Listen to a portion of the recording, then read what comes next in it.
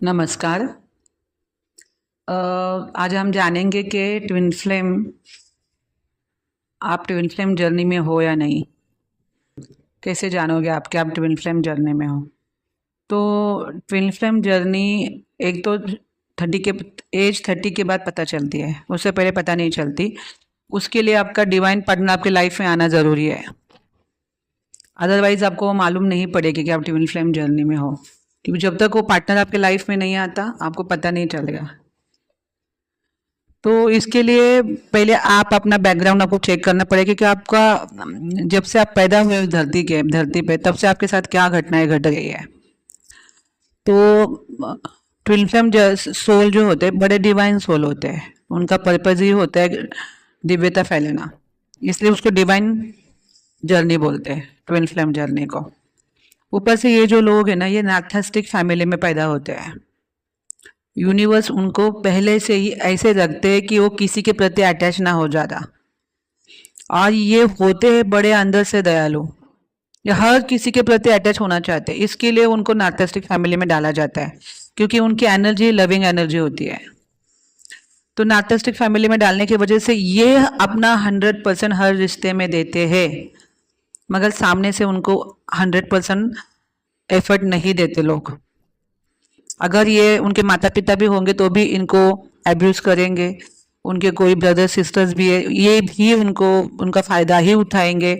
बचपन से ही ये प्यार की तलाश में होते हैं कि कोई मुझे प्यार करे, मगर हर तरफ से उनको निराशा ही मिलती है। इवन उनके फ्रेंड सर्कल में भी उनको सिर्फ फ़ायदा उठाने वाले ही फ्रेंड्स मिलते हैं। ये अपने आप को उस फ्रेंडशिप में झोंक देंगे, मगर सामने वाला उसका आराम से फ़ायदा उठा के जब उसका काम हो जाएगा उसको छोड़ देते हैं। और ये लोग जो होते हैं काइंड पर्सन होते हैं, बहुत ज़्यादा दयालु होते हैं, ये हर हर चीज़ के प्रति ये अगर, और ये लोग नॉनवेज नहीं खाते हैं। इनके माँ बाप इनको कितना भी नॉनवेज खिलाने की कोशिश करे, ये प्रकृति के प्रति दयालु होते हैं, हर जानवर के प्रति दयालु होते हैं। इसलिए इनको बचपन में इतना समझ में नहीं आता, मगर यूनिवर्स उनको ऐसे बना के रखती है कि अगर कोई इनडायरेक्टली उनको नॉनवेज भी खिला रहा है तब भी वो उसका अगेंस्ट जाने की कोशिश करते कि नहीं खाना है। कोई ज़बरदस्ती खिलाते उसके लिए कुछ नहीं कर सकते, मगर ये अपने तरफ से पूरी तरह ना बोल देते कि नहीं खाना है। मगर बचपन से बड़े होते होते उनको ये चीज़ समझ में आती है, फिर ये स्ट्रांगली ना बोल देते कि नहीं खाना है, अब नहीं खाना है।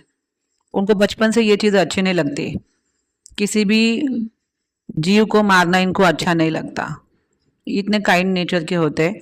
ऊपर से ये बहुत स्पिरिचुअल लोग होते हैं, बहुत ज़्यादा स्पिरिचुअल, किसी ना किसी चीज़ पे, मतलब भगवान के किसी ना किसी अस्तित्व के प्रति उनका झुकाव होता है।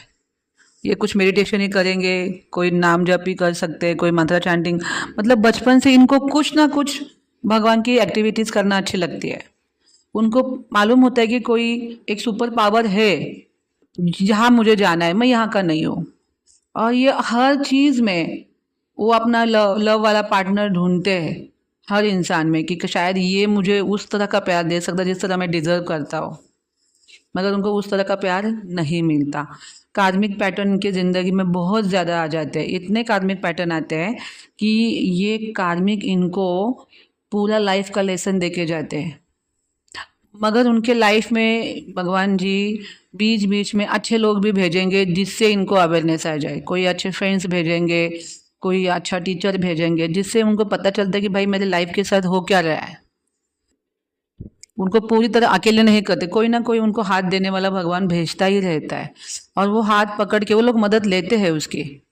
अगर जब तक वो पार्टनर नहीं आता तब तक ये लोगों के साथ बहुत सारा कार्मिक पैटर्न लगा होता है। इनकी शादियां भी हो जाती है किसी किसी के साथ, कार्मिक पैटर्न के साथ ही होती है। और मुश्किल से ये लोग समझ पाते कि वो ट्विन फ्लेम जर्नी में है, क्योंकि ये बड़े धार्मिक होते हैं, संस्कारी होते हैं, और प्रकृति के नियम को फॉलो करने वाले होते हैं। इसलिए अगर उनके लाइफ में कोई पार्टनर भी, किसी के साथ शादी भी उन्होंने की है, बड़े ही ऑनेस्ट रहते हैं उसके साथ, हर तरफ से वो रिश्ता निभाने की कोशिश करते हैं। इनकी कुछ अपने लाइफ के रूल्स और रेगुलेशन होते हैं जो अपने लाइफ में लागू करते हैं। ये लोग बड़े ही अपने हिसाब से कायदे से चलने वाले लोग होते हैं। जो पति है या पत्नी है उसके साथ बड़े ऑनेस्ट होते हैं, घर के लोगों का भी जिम्मेदारी अच्छे से निभाते हैं, माँ बाप की हो, सास ससुर की हो, हर रिश्ते में अपना 100% एफर्ट देते हैं और पूरी पूरी निभाने की कोशिश करते हैं। अपने रूल्स और रेगुलेशन के दायरे के अंदर ही जिंदगी जीते हैं। ये उनका लाइफ का पूरा फंडा होता है। इनका सारा जो लाइफ का रूल्स और रेगुलेशन का जो पैटर्न है वो कब टूटता है, जब इनके लाइफ में उनका डिवाइन पार्टनर आता है। और जब वो पार्टनर उनके लाइफ में आता है तभी उनके वुंड्स और ट्रिगर्स, उनका कर्मा जो भी है ये भयंकर तरीके से बाहर आना शुरू हो जाता है। और बहुत बड़ा जो बोलते कि पेनिंग में चले जाते हैं अगर वो पार्टनर के साथ उनका लगा हो गया। और डिवाइन पार्टनर जब सामने आता है तो उनको धक्के लगने शुरू हो जाते हैं। जिन लोगों के साथ उन्होंने ज़िंदगी जी है उनके सारे मुखौटे उतर जाते हैं। जिसके साथ शादी की उसका भी मुखौटा उतरता है कि इसने मेरा तो पूरा फ़ायदा उठाया, माँ बाप ने भी मेरा फ़ायदा उठाया, सास ससुर हो, कोई भी रिश्ता हो, उसमें वो हर तरफ से देखते हैं कि इन सभी ने उनका कभी ना कभी फ़ायदा उठाया है और उनको अपने तरीके से ज़िंदगी नहीं जीने दी। और फिर इनका पेनिंग शुरू हो जाता है, क्योंकि जो पार्टनर जब उसके सामने आता है वो आता ही है उसको जगाने के लिए। और जगाने का मतलब नींद से जागना थोड़ी इजी थोड़ी होता है। तो यहाँ तो सोल को जागृत करना है कि भाई तेरी आइडेंटिटी क्या है, तो क्यों आया है इधर, तेरा यहाँ पे तू क्या घर घर खेलने आया है, तेरी कोई और भी ड्यूटी है, तो यहाँ का है नहीं। तो ये सब अगर उसको मालूम करना है तो उसको पहले तो जागाना पड़ेगा, उसको जो उसके इर्द गिर्द जो कंडीशन है उसको रूबरू करना पड़ेगा, तब जाके इसको जागृति आने के। अब इसके लिए उसको बहुत सारे आंसू गिराना पड़ते हैं, रोना बहुत होता है इनके लाइफ में, क्योंकि जो डिवाइन पार्टनर है या हर वो कोशिश करेगा कि ये डिवाइन पार्टनर इसके ज़िंदगी में आए, और वो जो बंदा है वो नहीं आना चाहेगा, क्योंकि मस्कुलाइन हमेशा एक बैलेंस फेमिनाइन की ही चाहत रखता है। उसको इनबैलेंस फेमिनाइन अच्छी नहीं लगती और फिर वो उसको भयंकर वाला ट्रिगर करता है और झगड़े होते हैं, फिर वापस सेपरेशन में जाना पड़ता है। इसलिए ट्विन फ्लेम जर्नी में अपने ऊपर बहुत काम करना पड़ता है। हर कोई यही बोलता है, मगर करना क्या है उसको किसी के पास सही आंसर नहीं है। सीधा सीधा परमात्मा को पकड़ना है, ये कोई नहीं बताता, सबको अपनी दुकान चलानी है। मैं हमेशा बोलती हूँ कि जब तक आप परमात्मा से ये लोग नहीं जुड़ेंगे ये लोग बैलेंस नहीं होंगे। इनका यूनियन भी परमात्मा करवाता है, क्योंकि ये पर्पस लेके आए हैं नीचे, और पर्पस अगर उनको पूरा करना है तो ये घर घर नहीं खेल सकते। इनको जागृत होना पड़ेगा, समाज को ठीक से देखना पड़ेगा, जीवात्माओं के प्रति दयालुता आने लानी पड़ेगी। इसलिए इनका नेचर ही काइंड नेचर होता है। जब ये बैलेंस भी होते हैं तभी प्रकृति के प्रति, धरती के प्रति, सबके प्रति इनके मन में दया होती है। खास करके छोटे बच्चे, माता बहनें, प्रकृति में जो पेड़ पौधे हैं, जो भी मतलब प्रकृति को बैलेंस करेगा वो हर चीज़ के प्रति ये समर्पित रहते हैं।